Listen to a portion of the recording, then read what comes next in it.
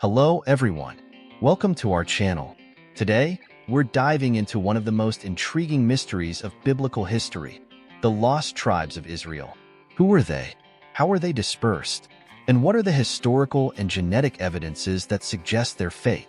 In this video, we will explore the fascinating story of the 10 tribes of the ancient kingdom of Israel that were deported by the Assyrian Empire and disappeared from historical records. We'll uncover the biblical prophecies that speak of the future reunion of these tribes and discover how these ancient predictions still influence the world today. From Assyrian inscriptions and biblical accounts to modern genetic research, we'll examine all the clues that help trace the journey of these lost tribes. Did they really disappear? Or are there still living descendants scattered around the world? Get ready for a journey full of discoveries, mysteries, and surprising revelations. And before we start, don't forget to leave your like, subscribe to the channel, and hit the bell icon so you don't miss any of our amazing videos. Let's unravel the enigma of the lost tribes of Israel together. The lost tribes of Israel refer to the 10 tribes of the ancient kingdom of Israel that were exiled after the Assyrian conquest in the 8th century BCE. According to the Bible, the tribes of Israel descend from the 12 sons of Jacob, each representing a tribe. After the death of King Solomon around 930 BCE, the kingdom of Israel was divided into two. The kingdom of Israel, north, consisting of 10 tribes. The kingdom of Judah, south, consisting of the tribes of Judah and Benjamin, with the priestly tribe of Levi spread among both. The lost tribes are part of the northern tribes. The kingdom of Israel, also known as Samaria, was ruled by Jeroboam I after the division. The capital of the Kingdom of Israel was initially established in Shechem and later in Samaria. The kingdom was divided into administrative regions corresponding to the tribes, each with its local leaders, tribal chiefs, and elders, who governed on behalf of the king. Each tribe had its own territory, except the tribe of Levi, which was distributed among the other tribes and was responsible for priestly functions. Within the tribes, society was structured into clans and extended families. Community life was central, with families living together in villages and participating in agricultural, pastoral, and commercial activities. The main religion was the worship of Yahweh, Jehovah, the God of Israel. Worship was supposed to be centralized in the Temple of Jerusalem, but after the division of the kingdom, Jeroboam I established shrines in Bethel and Dan to prevent people from traveling to Jerusalem in the kingdom of Judah. Prophets played a crucial role, serving as messengers of God. Prophets like Elijah and Elisha are prominent figures from the kingdom of Israel. The economy was predominantly agrarian. The tribes cultivated wheat, barley, olives, grapes, and figs. Livestock farming, including sheep and goat herding, was also vital. The kingdom of Israel, strategically located between various regional powers, engaged in trade with neighboring nations, including Phoenicia, Syria, and Egypt. Products such as olive oil, wine, and textiles were important trade goods. Houses were typically built from stone and mud bricks, with flat roofs. Villages were organized around central courtyards. Education was primarily oral, transmitting laws, stories, and traditions through generations. Children learned about their heritage and religion through stories told by the elders. Religious festivals, such as Passover, Pesach, and the Feast of Tabernacles, Sukkot, were important times for celebration and reaffirmation of community and religious identity. The Kingdom of Israel faced internal instability and constant conflicts with neighboring powers such as Syria and Egypt.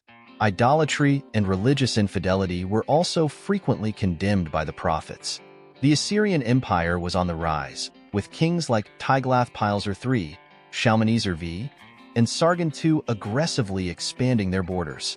Assyrian policy involved the subjugation of smaller kingdoms through vassalage or direct conquest. Initially, the kings of Israel paid tribute to the Assyrian Empire to avoid direct conquest.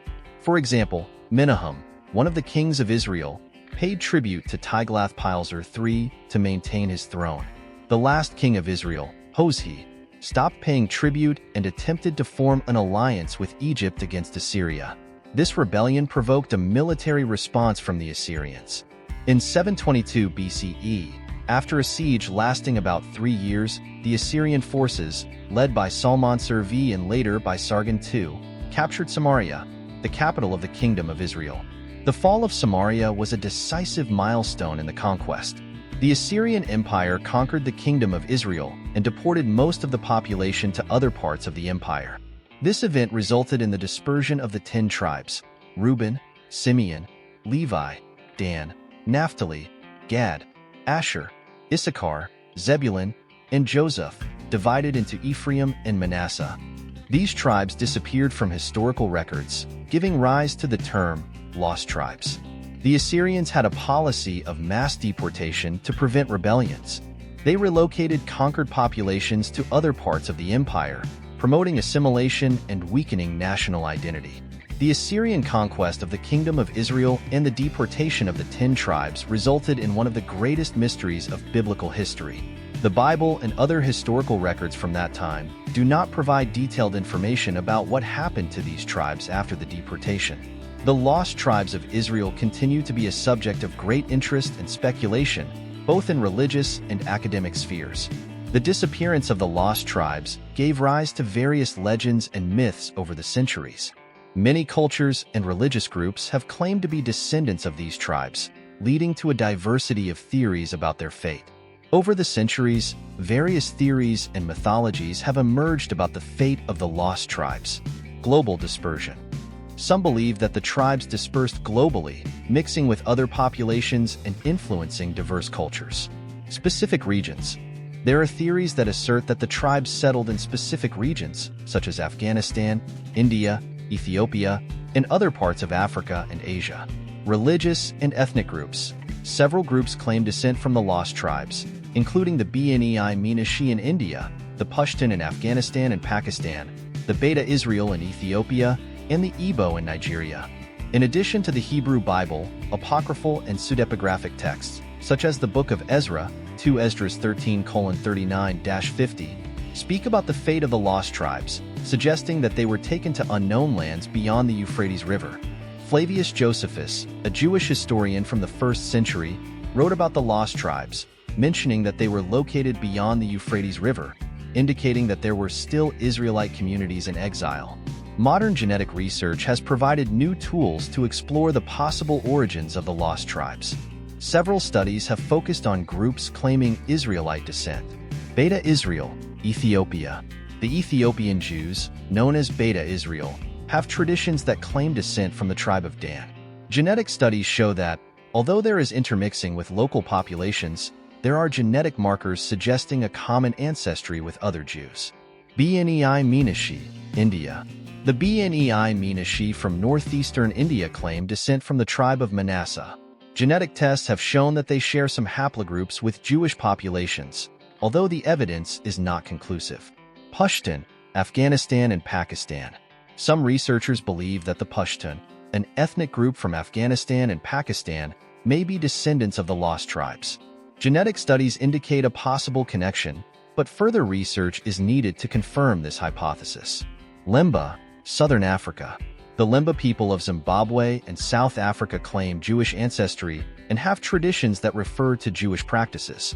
Genetic studies have found the Cohen modal haplotype haplogroup associated with Jewish priests in a significant percentage of the Lemba male population. Igbo, Nigeria. Some Igbo communities in Nigeria also claim Israelite descent. Genetic studies have shown some similarities with Jewish populations, but the evidence is still inconclusive. Genetic mixing over the centuries makes it difficult to identify specific genetic markers that can be attributed exclusively to the lost tribes. The interpretation of genetic and historical data can vary, and many studies are contested or inconclusive.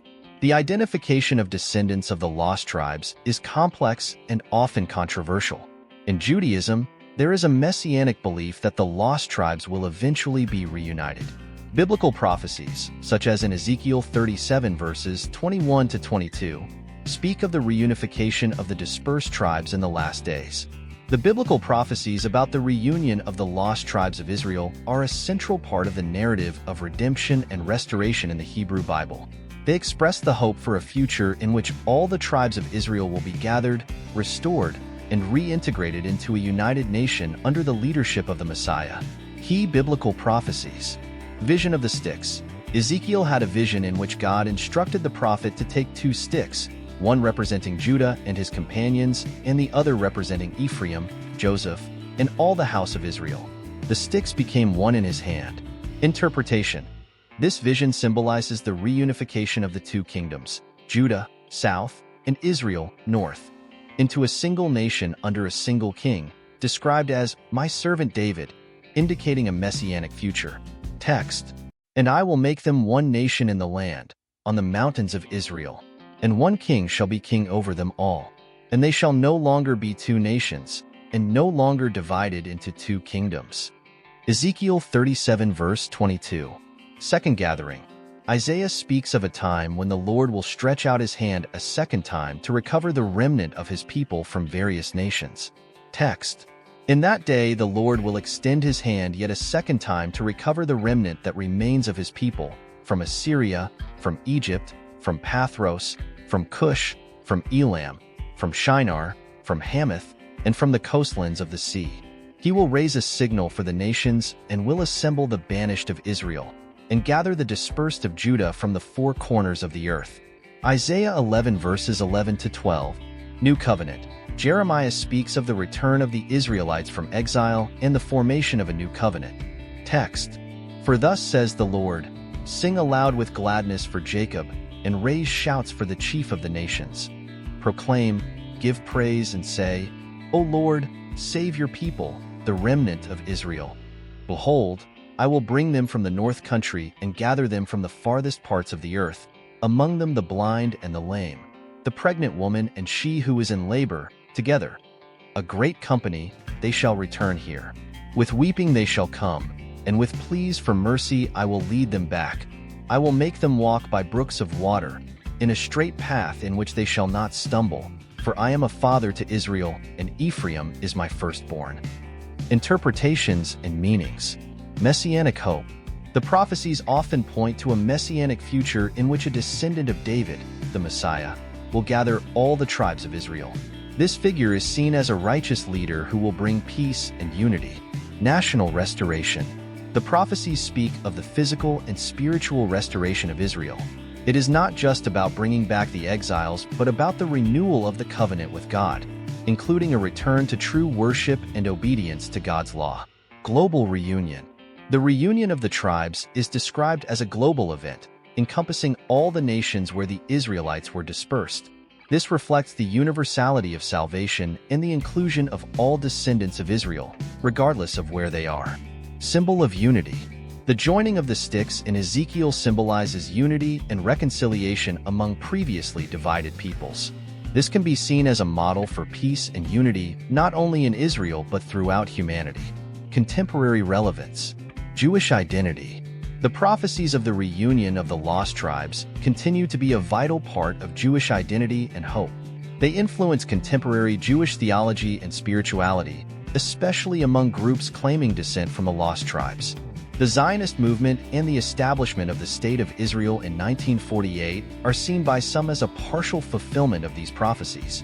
The immigration of Jews from various parts of the world to Israel is often associated with the prophesied return. And so, we conclude our journey through the fascinating and complex world of the lost tribes of Israel. We have seen how, after the Assyrian conquest, these tribes were dispersed and disappeared from historical records, giving rise to countless legends and quests for their whereabouts. We have explored the historical and genetic evidence that helps us trace possible descendants of these tribes and analyze the biblical prophecies that speak of the future reunion and restoration of Israel.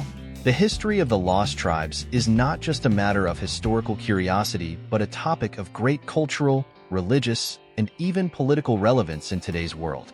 The hope of their reunion continues to inspire many people around the world and to influence various aspects of contemporary life.